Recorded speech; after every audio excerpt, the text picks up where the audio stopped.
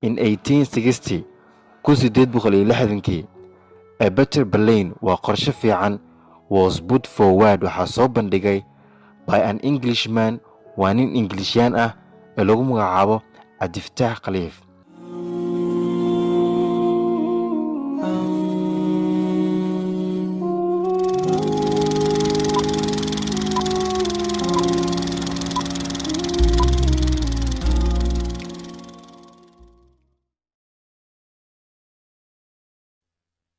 Lesson 64.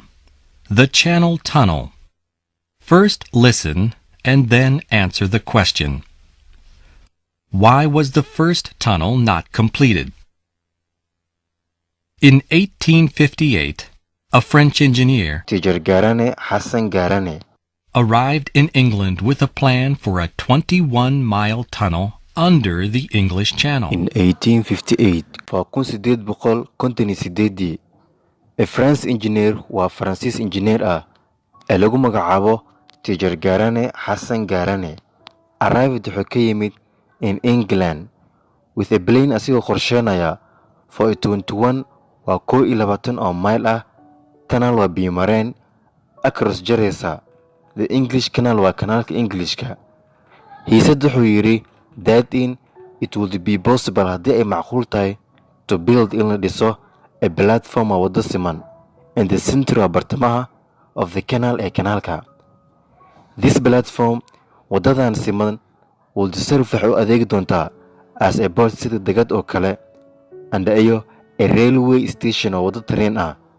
The tunnel of biyo-mareenka would be well waxuu ahaan doona mid fiican ventilated ee hawo siinaysa if tall chimneys haddii buuraha dhaadheer were built laga dhiso above wax ka koreeya sea level waa heerka badda.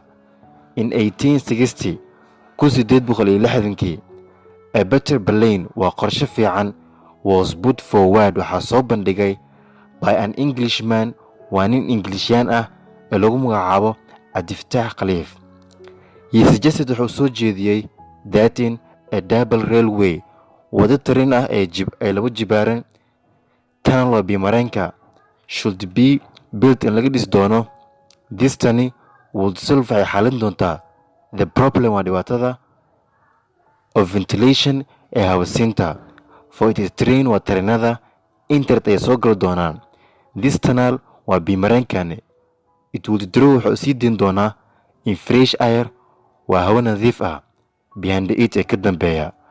42 years later 40 sano kadib a tunnel kanaalka waa biyo-mareenka was actually xaqiiqdii began ayaa la bilaabay.